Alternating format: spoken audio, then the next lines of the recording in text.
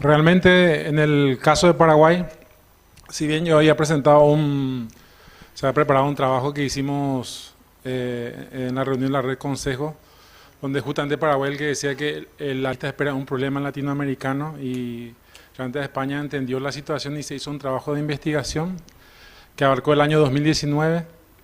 Si querés podemos mostrarles los slides, pero en ese trabajo se demostró que claramente que nuestro país, por ejemplo, es uno de los países que tiene muy poca gente en lista de espera.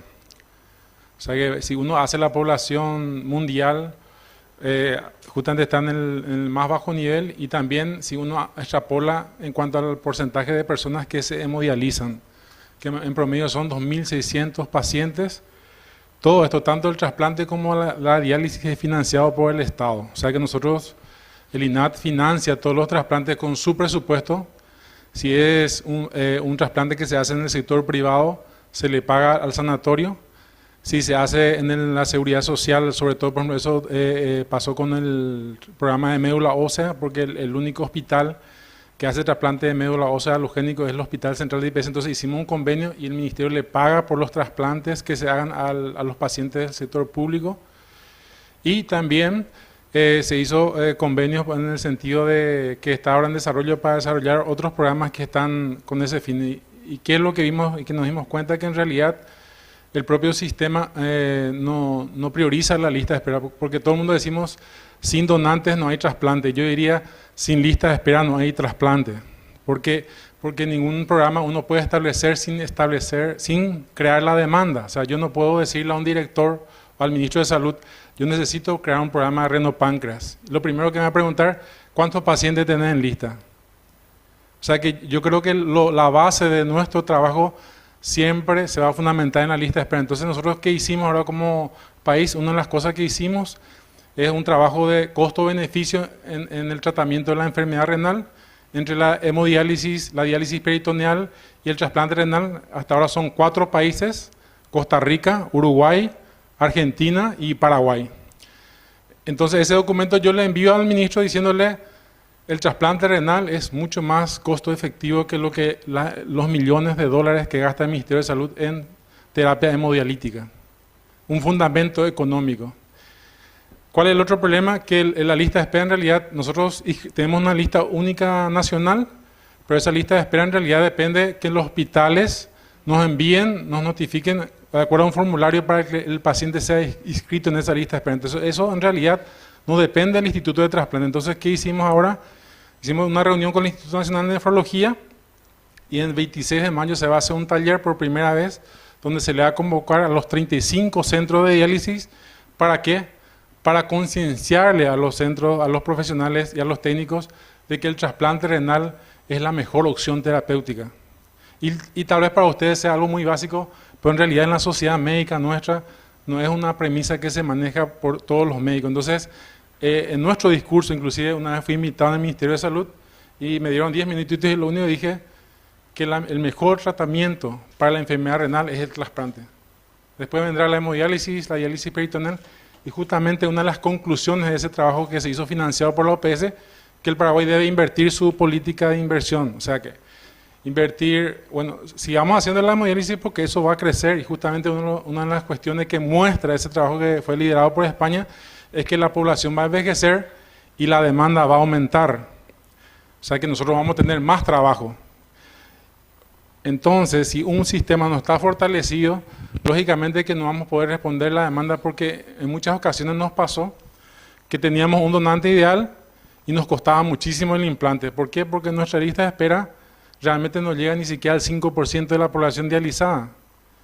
Y la pandemia nos demostró brutalmente esa realidad, porque el año 2020 tuvimos 23 riñones que no se implantaron, ¿verdad? Que yo digo siempre, es fácil decir números, como uno explica a la sociedad esa situación de un sistema que es muy frágil. Por eso yo creo que es importante poner los problemas en la mesa y hacer una reunión como hicimos con todos los hospitales. La verdad que, por ejemplo, un programa muy fuerte que lidera Gloria justamente es la seguridad social, tanto así que es el hospital que tiene más pacientes en lista de espera, pero lógicamente que es un problema que nosotros como país lo debemos afrontar. Y por otro lado, ya que hablaban del manejo, no hay mucho que decir porque prácticamente utilizamos una copia de la Argentina, somos una lista de espera única. Como dato se pone el tiempo en lista de espera, el tiempo de hemodiálisis, la edad del paciente y los estudios de compatibilidad. Y lo que más también se le da peso en puntaje a los pacientes que quedan sin acceso vascular. Entonces el año pasado, por ejemplo, tuvimos 2 casos de personas que realmente salvaron su vida al trasplante y es notable, justamente el martes vino una chica joven de 32 años que me contó su experiencia porque fue su tercer llamado y esa tarde ella le dice a su madre: mamá, yo voy a morir porque no hay donante para mí. Y esa madrugada ella se trasplantó y realmente a mí me motivó un poco para darle esta charla en el sentido de que lo que hacemos está bien, pero nuestras autoridades y la política de salud tienen que tener mayor énfasis y priorizar y sobre todo darle fondos al trasplante, porque otro problema que hay a nivel paraguayo, estoy hablando, es que a nosotros, por ejemplo, es fácil pagarle al sector privado, podemos convenir con el IPS, pero nuestro sistema administrativo no permite pagarle al profesional del sistema público. Y realmente en la práctica ¿qué nos pasa? Que cada vez es más difícil armar la ablación, porque lógicamente hay gente que ama este tipo de procedimientos, pero las generaciones nuevas realmente manejan otros códigos. No sé cómo será Argentina, pero mi propio hijo me dice: papá, ¿yo qué puedo estudiar? Porque ¿en qué es lo que se gana más dinero? Me dice, ¿verdad? Y yo entiendo su posición actual, pero eso mismo yo veo con los estudiantes de medicina. Entonces, yo como director del instituto, ¿qué le digo al ministerio? Nosotros como país vamos a fracasar en corto tiempo si es que no se hace un cambio administrativo, porque ese cambio administrativo no depende solamente del Ministerio de Salud, porque depende del Ministerio de Hacienda, porque es Hacienda el que va a permitir hacer una excepción para que los trasplantes tengan un cobro adicional, porque tiene muy fácil de justificación. Nosotros trabajamos de madrugada, fin de semana, feriado, horas y días que nadie quiere hacer nada. Entonces, en primer lugar, felicito a todos los que están en esta jornada. Yo creo que eso es lo que yo puedo aportar como país, porque realmente nosotros somos un país en desarrollo, pero tenemos todo el camino más o menos, tenemos la visión de lo que hay que hacer, pero siempre dependemos de que se establezcan políticas a largo plazo para que un país avance en algo tan complejo y tan importante para la sociedad.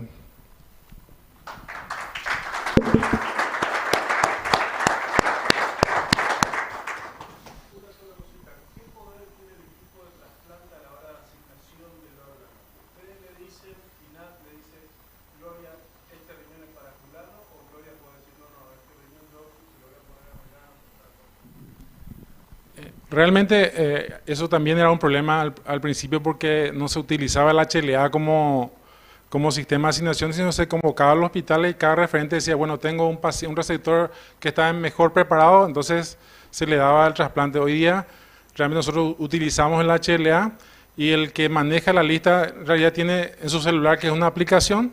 Él no tiene ninguna relación con ningún tipo de trasplante y lo único que esperamos es el resultado de los estudios de compatibilidad del donante, y el sistema ya te empieza a tirar qué pacientes se pueden trasplantar. Y realmente nosotros en 10 minutos ya sabemos quiénes son las personas a ser asignadas, y los equipos de trasplante aceptan. ¿Por qué? Porque ni siquiera tiene una interferencia personal, porque el sistema ya te va diciendo cuál es el receptor apropiado para recibir ese órgano. O sea que actualmente hemos avanzado muchísimo y creo que es un sistema bastante justo, que lógicamente vamos a ir mejorando en base a la experiencia de otros países. Pero como bien estoy comentando, somos un país que se está desarrollando tanto así que estamos por terminar un programa informático, una página web que va a permitir también transparentar los datos y que la gente sobre todo confíe en lo que la institución está haciendo, porque gran parte del crecimiento de estos programas depende de la confianza de la sociedad.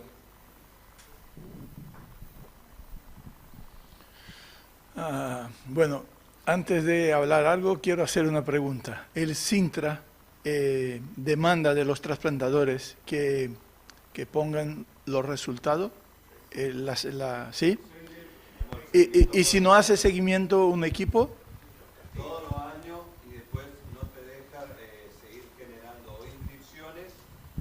Vos cuando tenés muchos pacientes sin seguimiento, te saltan el sistema. Y después para la rehabilitación de ese equipo de trasplante, las jurisdicciones le tienen: mirá, te falta todo esto, vos querés la rehabilitación, ponete al día con el sistema. Me dijiste ayer que el Cucaicor está por cumplir 30 años, ¿cierto? El Incucay tiene 44, 45 cumplió ahora. Tenemos un sistema público que es muy cerca de lo que tienen ustedes en Argentina. O sea, es un sistema público con una lista única que se maneja dentro de un sistema. Quizás la diferencia más grande que tenga Brasil de Argentina en bueno, tenemos una donación alrededor de 15 por millón de población como país, aunque algunas regiones más, pero una cosa que tenemos de mucha diferencia es que no tenemos un sistema informatizado robusto. El nuestro, por ejemplo, los datos que traje para enseñar a vos, que no voy, les dejo la presentación, no hay ningún problema, pero no le voy a tomar tiempo ahora con eso, son datos todos de la Asociación Brasileña de Trasplante de Órganos, nuestra SAT. O sea, la asociación tiene no solo los datos de los trasplantes, como tiene los datos de los resultados de trasplantes, que es lo que se enseña acá.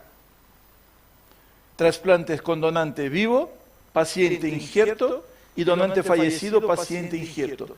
El primer año, para donante vivo, un 97% de paciente, 94% de injerto, 92% de paciente, 86% de injerto. Un año. Con 13 años, 83% donante vivo, paciente, 67% injerto, 69% paciente, donante fallecido, y injerto 47%. Empiezo por eso porque eso es lo más importante. No importa cuánto trasplantamos, sino la calidad de los resultados. Y yo defiendo mucho, y recién hice una reunión en Florianópolis con la Coordinadora Nacional de Trasplantes y Daniela Hansen del INCUCAI para estimular un encuentro y algo que creo que debemos tener, un sistema como es el Sintra. Eso es muy bueno. Pero lo demás, hay financiación pública. La financiación pública en Brasil, entre comillas, es mejor que la privada, o sea, la cobertura es amplia, es una cobertura buena, no es ideal, y cubre pre-trasplante, consultas y exámenes para entrar en lista, el trasplante y todo lo que está involucrado en el trasplante, y después el post-trasplante, que son consultas y acompañamiento post-trasplante, seguimiento, más inmunosupresión. Eso está financiado por el sistema público de salud. Y es un sistema grande, trasplantamos más que 5.000 riñones al año, pero tenemos problemas. Uno de los problemas es que de estos 5.000 trasplantes que se hace, 1.000 se hace en un servicio, que es de Medina Pestana en San Paulo. Y si tomas este y otros 9, llegas a un 90% de lo que se hace. Es lo que Walter habló más temprano.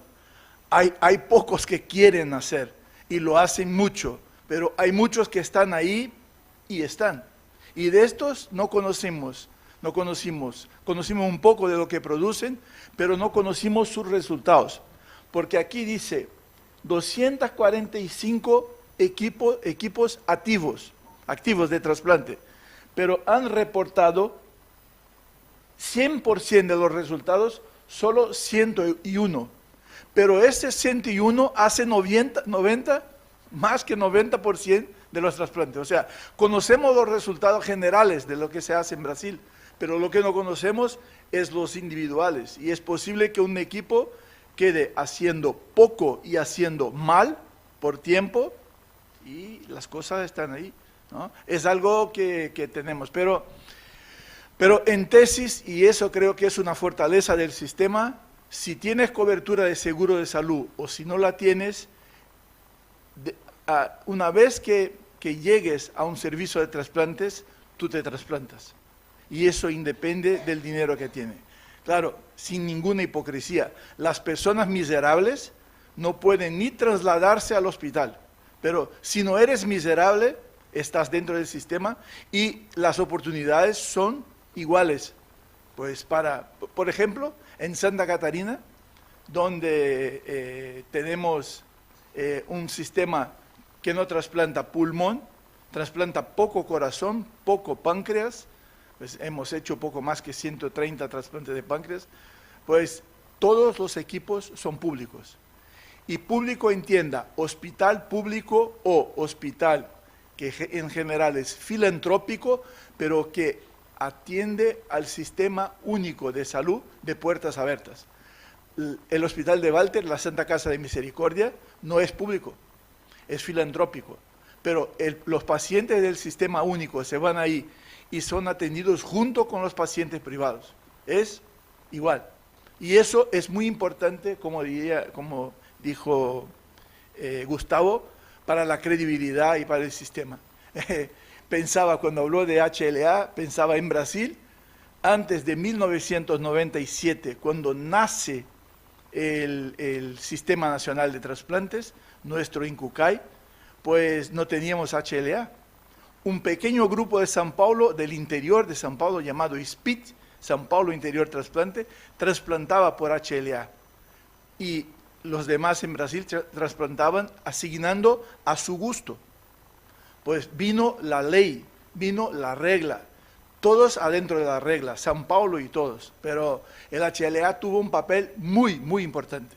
Pero una de las cosas que iba a comentar, y lo comento por curiosidad, por ejemplo, si yo genero un donante en Santa Catarina, que está aquí, entre Paraná y Río Grande do Sul, y hay un zero mismatch en Belém do Pará, que está a 4.000 kilómetros de vuelo, pues el sistema me ordena que mande el riñón para allá. Llega en Pará, el crossmatch es positivo. Ya lo tenemos, ¿entiendes? Y algunas veces son riñones de gente muy joven. Yo, que no soy trasplantador, que entiendo muy poco de inmunogenética, a mí me parece que el HLA es un poquito más fuerte de lo que debería ser hoy por hoy. O sea, regionalizar la distribución, ahí sí, HLA. En España la distribución se da por hospital donante. Pues el riñón se queda en el hospital donde generó, pero se distribuye por HLA. Y eso es muy importante, muy importante. O sea, esta idea de una generación vinculada a una institución, que eso es otra cosa que no es muy común en Brasil, pero tenemos mucho en Santa Catarina. En Santa Catarina tenemos 3 hospitales que son los más importantes donantes. 2 de ellos son los más importantes trasplantadores. Y no tenemos ningún hospital que trasplanta mucho y no dona. Ningún. Porque hace parte de la política cobrar del hospital un programa sólido de donación antes que plantee un programa de trasplantes. O sea, tú no puedes tener un hospital que podría tener centenas de donantes al año, no lo tienes, pero trasplantas, ¿no? Es como ir al banco y siempre tomar dinero y nunca poner. Es curioso. Sí, no, yo digo, en mi país no. No. La sociedad se mantiene por la gente que trabaja, a través de impuestos. El Estado existe, que tiene que existir, a través de los impuestos que dan los ciudadanos que viven ahí. Entonces eso de diferenciar público, privado, mayor procuración, que están en el hospital y que nosotros, no hay, eso no tiene que ver, eso se crea una grieta innecesaria.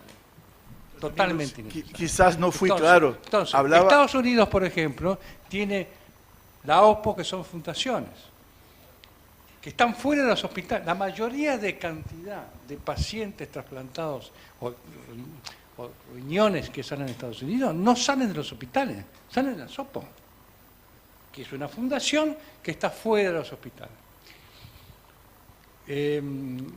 Tuvimos muchas discusiones en Argentina al respecto.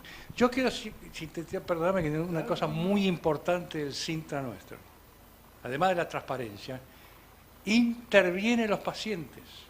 El paciente que está en diálisis ve todo el proceso de la procuración que hizo este señor en... No ve el proceso. No ve el bueno, proceso. Es que está. Participación operativa. Pues está la participación. Y después... Participó, no ve los procesos. No puede ser. Participa. Pero después le dice la INCUCAI, ¿por qué a mí no me tocó el riñón?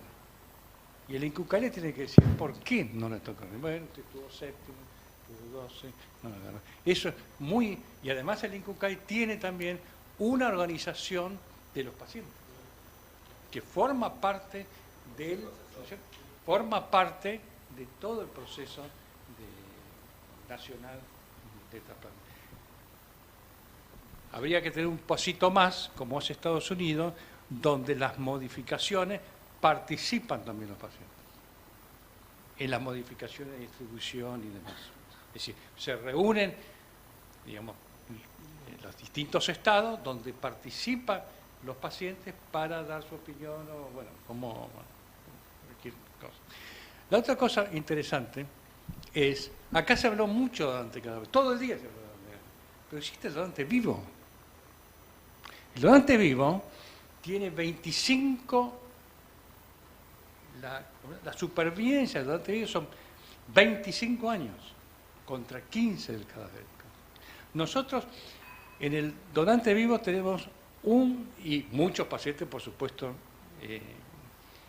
utilizan para compensar esa diferencia y sacar pacientes en diálisis el donante vivo. Norteamérica ya tiene 25, 30 trasplantes por millón de habitantes de donante vivo. Lugares en España, Clinic de Barcelona, trasplanta 50-60% donante vivo y el resto cadavérico. El problema que nosotros tenemos en Argentina es el estudio del donante, porque muchas veces la seguridad social no le paga al donante, o le tendría que pagar, pero no le paga al donante, y la otra es el seguimiento, que es lo más importante, que es un chequeo anual que se tiene que hacer. Pero eso es un tema, ese tema y el tema del corazón parado, que también acá se habló, corazón. Hay países como Inglaterra que tienen 50% de corazón parado. Los holandeses, Países Bajos, tienen más. Quiere decir que no es, vamos a hacer 3 o 4 donantes cada. Y además se está viendo que la sobrevida a largo plazo es superior del corazón parado de la muerte cerebral.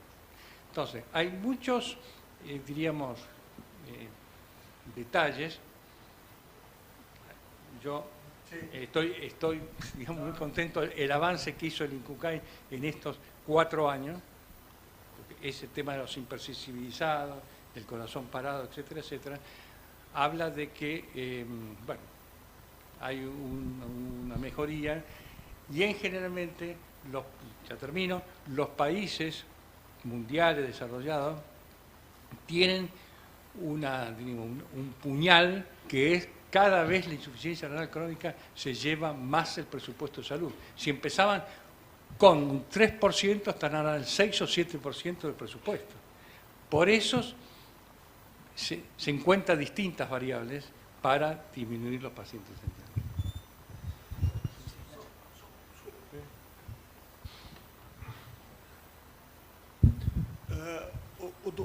O donante em morte circulatória, para nós outros em Brasil, eu não vejo nos próximos 2, 3, 4 anos qualquer perspectiva. Nós temos no Brasil cerca de 100 muertes encefálicas por milhão de população. Estamos notificando 70. Alguns estados já notificam 100. É mais fácil, é muito mais barato utilizar donante em morte encefálica que donante em morte circulatória. E tem mais.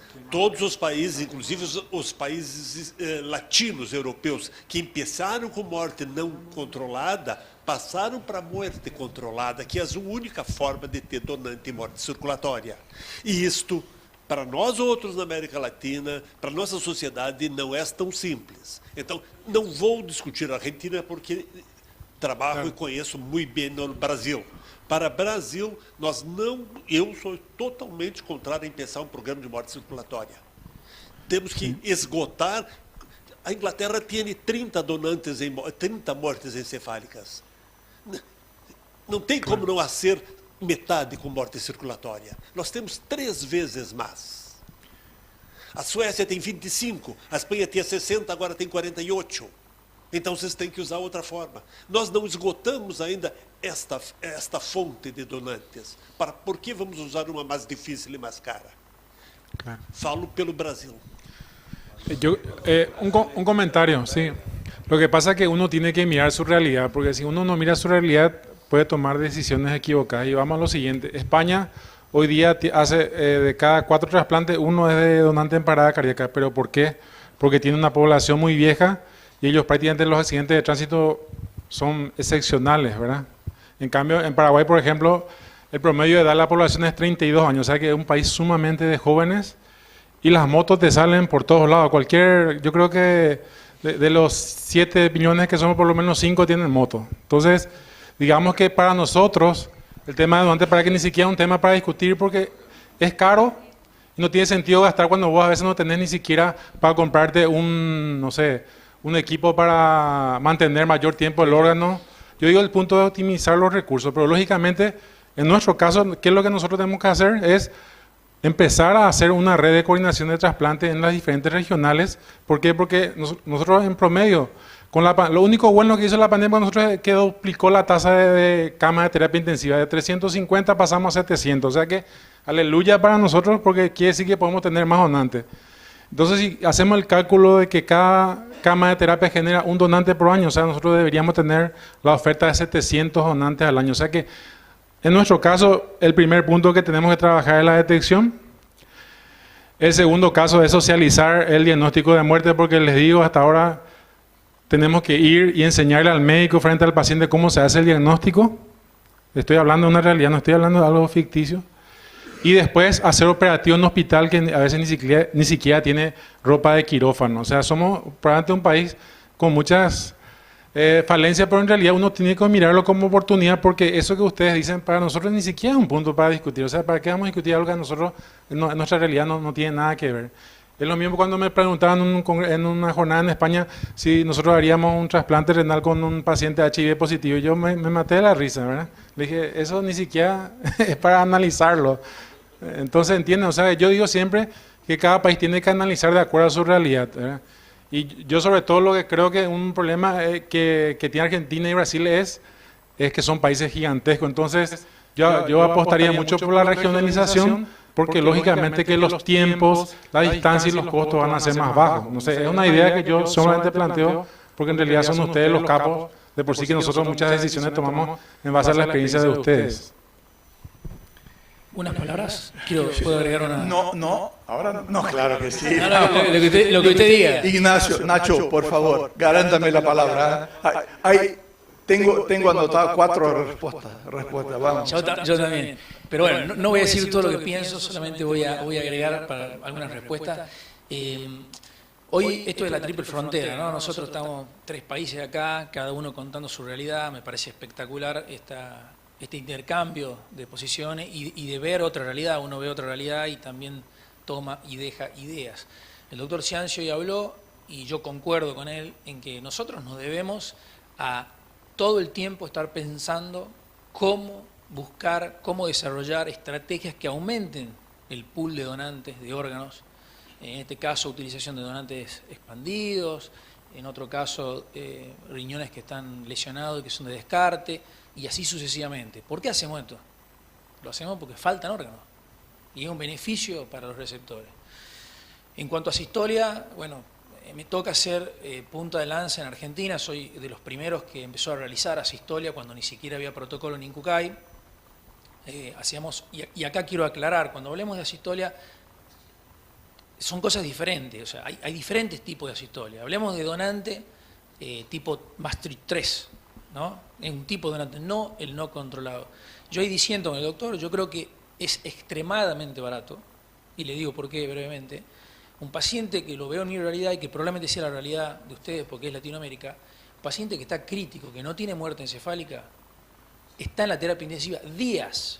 Lo he visto meses en terapia intensiva sin que alguien se anime a ofrecerle a la familia una muerte digna, una muerte con una limitación de soporte vital bajo un protocolo. Algo que no inventé yo, que existe hace 40 años en el mundo. Publicaciones hace 40 años. Y eso está demostrado, abarata costos. Costos de internación, costos de mantenimiento, costos una pérdida de dignidad de la persona y un montón de cosas que se puede hablar. Para lo que es riñón, el Maastricht 3 es extremadamente, creo yo, un pool de donantes interesante para desarrollar.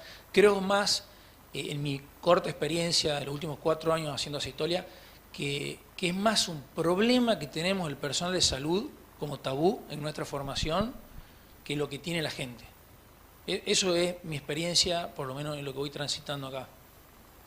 Creo que es algo que hay que desarrollar y que el no haber llegado a un techo en muerte encefálica no descarta esta otra vía de desarrollo de donación. Bueno, muchas gracias. ¿Puedo? Sí. Nacho. No sé. Sí, ¿sigo? No. ¿Quieres hablar? Último. Yo voy a decir No, las ¿cómo últimas último? palabras. Sí, Después sí, de sí. ti yo. No, después de lo que yo digo, democráticamente no se discute más. Adelante.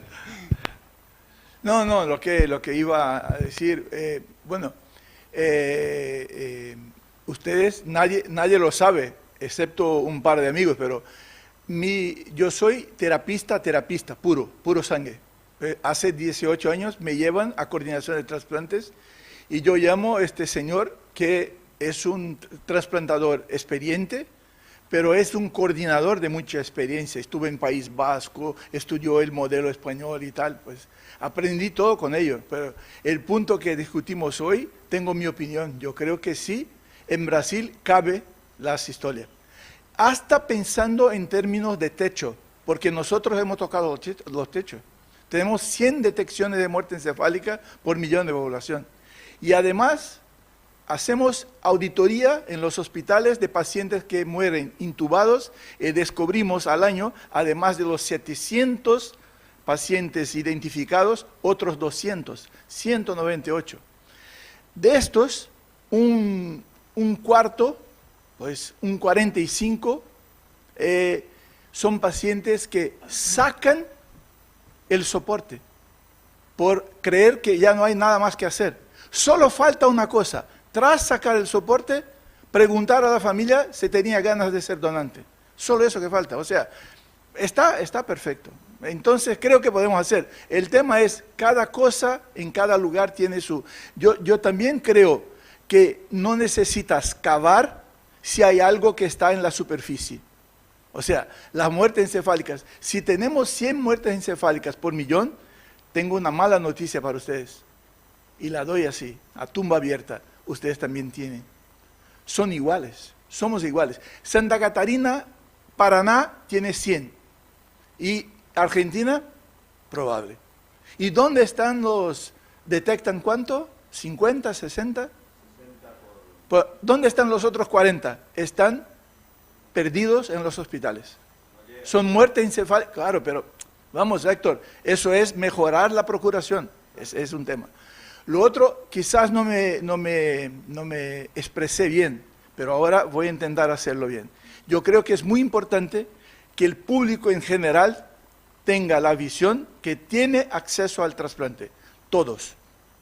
Si una camada, una porción de la población lo tiene, los demás no, pues crea una situación donde todos pueden donar, pero algunos pueden recibir. Eso no es muy bueno. Y es solo de eso que decía. En Brasil, en Santa Catarina, vamos a empezar ahora con programas privados de trasplante. ¿Por qué? Porque la Agencia Nacional de Salud va a pagar trasplante de hígado, ya paga riñón y médula ósea, y nosotros vamos a tener servicios privados para atender trasplantes de hígado. Estoy preparado para eso, ningún problema.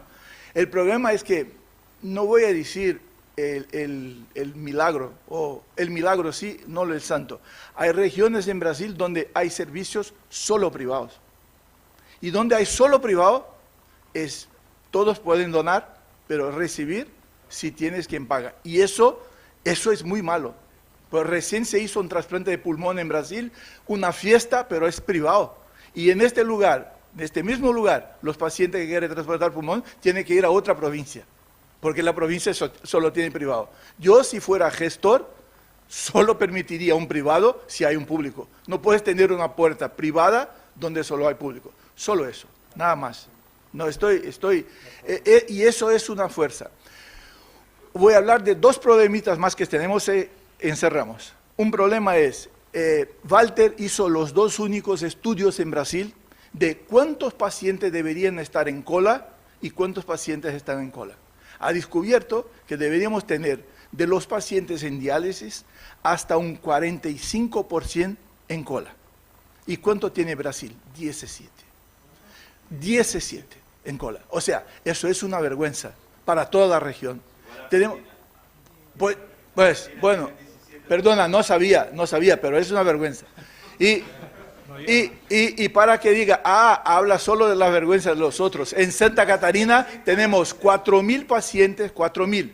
Tenemos tuvimos 329 donantes año pasado. Veces 2, pues calcula los riñones que tenemos. Tenemos 500 pacientes en lista. Podríamos tener trasplantado todos y más un poco. Pero no, porque ahí tenemos más un problema. La utilización es bajísima. Y es así. Tengo muy claro ahora. Cuando la coordinación es buena y no contraindica, la donación aumenta. Porque muchas de las pérdidas son, no, este es muy viejo, este es muy blanco, este es muy negro, y se queda por el camino. Pero si tú dices, no, voy adelante y nosotros vamos adelante con todos. Hoy me di cuenta acá, hablaba ahora con Nacho, aprendí muchísimo. Nosotros extraímos, cuando la logística no permite que se espere la asignación, extraímos órganos y los dejamos extraídos para envío, caso lo acepten. Lo hacemos así, hace mucho. Pues aprendí con eso que nuestro aprovechamiento se cayó. Walter habló hoy del aprovechamiento de riñón en Brasil. Es 62% ahora. Cuando yo hice mi tesis doctoral era 69. Deberíamos tener más que 85. El aprovechamiento en Argentina igual, no es bueno. Y eso es una vergüenza. Crecí en este medio oyendo, faltan órganos. No, nos sobran. Es una vergüenza. Lo que tenemos nos sobra. Hablaron hoy de hígado, de riñones, todo. Tenemos que tener un pacto entre todos. Esta razón, condiciones clínicas, justifica no aceptar. Y la misma razón, condiciones clínicas, justifica aceptar.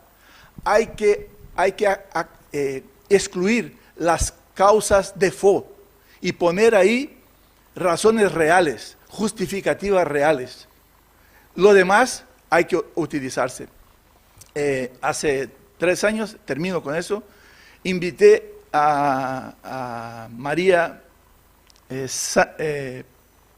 Pérez Sáez, del Hospital del Mar de Barcelona, que trabajaba con Julio Pascual. Julio se fue a Madrid. María es excepcional, pues estudió en Harvard, volvió doctora, no sé qué, tiene series publicadas de pacientes trasplantados de riñón con receptores de 60 a 70, de 70 a 80 y más que 80 años. Y los resultados son como enseñó Walter hoy. O sea, nosotros en Brasil tenemos un país con 245 equipos de trasplantes, bien, 3 aceptan criterios expandidos. Walter es lo que más acepta. Los demás dicen que aceptan, pero no aceptan. Y eso es muy malo para todo el sistema. Y creo que podemos encontrar maneras de, entre los trasplantadores y los coordinadores, lo hacer. Yo tengo una visión muy crítica del UNOS americano, porque conozco a la gente del UNOS, estuvieron involucrados en mi tesis, pero una cosa lo hacen muy bien. Hacen reuniones entre algunos equipos de trasplante y coordinación para ver lo que hace falta para aprovechar mejor. Y eso es una cosa que es como enseñar a la gente de coordinación a vender los órganos al cliente, que es el trasplantador. Es muy importante. No lo quiere, doctor. ¿Por qué? ¿Qué te hace falta? Más eso, más blanquito. Vamos. Ahí está. Era solo eso. Muchísimas gracias por vuestra atención.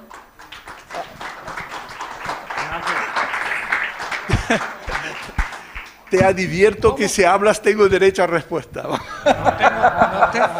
Si a la altura de mi carrera no puedo aceptar eso. Soy alumno de Walter, ¿ah? Vamos. Bueno, Walter es grande. Lo único que nos diferencia con Walter es el fútbol, nada más. Después todos somos... Pero en Porto Alegre soy del Internacional, entonces no tengo problema. No, ¿cómo se explica el fenómeno Medina? ¿El fenómeno? Medina, 1000 por año. Hay varias explicaciones, pero lo que conozco, bueno, antes que nada, es una persona sumamente inteligente, es un ingenio, disciplinado al máximo. A las lunes, a los martes, a las 7 de la mañana, empieza su reunión clínica y por video nos conectamos, Walter, yo y gente de todo Brasil, es impresionante, pero además tiene una línea de producción. Medina no hace nada que sea con mucho riesgo y lo hace muy bien. Por ejemplo, hipersensibilizados, no es su tema. Él lo hace todo muy listo y tiene todo muy organizado para aprovechar al máximo. Y el concepto es de línea de producción, de Ford, es eso. ¿Cómo se llama eso en...? Sí, Ford, sí. No, sí es, pero tiene un nombre japonés que... Sí, es eso, el concepto de Toyota. Es algo así, lo organizan todo para no tener nada ahí que atrapalle. Y por ejemplo, pacientes listos, lo tiene todo muy, muy listo. Y lo hace, claro, y está en un estado, el otro que tiene 45, tiene una Argentina donando para él. Y además, en un país que mucho se rechaza, él aprovecha el rechazo también, porque es uno de los que se involucra en juntar lo que no se utiliza en otros sitios. Listo. Hay um aspecto que eu discuti muito com as equipes de São Paulo, do Hospital de Clínicas de São Paulo. Medina cresceu porque os outros recuaram. Se preocuparam mais em fazer transplantes em seu hospital com pacientes privados e foram abrindo espaço. E Medina conseguiu porque o hospital muito grande solo para transplante e tinha muitos. Então, houve uma série de fatores, a facilidade dele de trabalhar e organização e abandono pelos outros centros de transplante. E quando se deram conta, aí perderam também os convênios que foram para ele. Pero es un líder como pocos. Es impresionante, sí, impresionante. Ok, muchas gracias. Un aplauso y le voy a decir algo. Para que... Me faltó un detalle. No.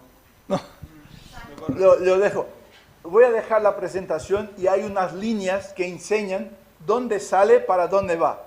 Es increíble de ver lo que se hace en Brasil. Se cambia de todo sitio a todo sitio. Y hay zonas que producen, pero no aprovechan nada. A ver. Ahí. No, al otro lado.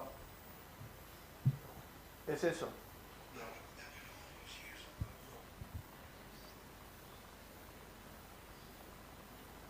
Es eso, ¿ves? Sí. Acá está Acre, Amazonas, Pará. Esto es una zona que genera y casi no aprovecha. Mira, São Paulo, todo que se genera en São Paulo va a São Paulo. Río de Janeiro aprovecha mucho, Minas aprovecha mucho. Mira Santa Catarina. Santa Catarina genera eso, aprovecha eso y lo demás hay líneas para todos lados. O sea, donamos para todo Brasil. Y Río Grande do Sul también. Ves que la línea de generación del Río Grande do Sul es más finita y la final de recibimiento es más gruesa. Recibe más riñones que genera. Más o menos eso. ¿Vale? Muchas gracias.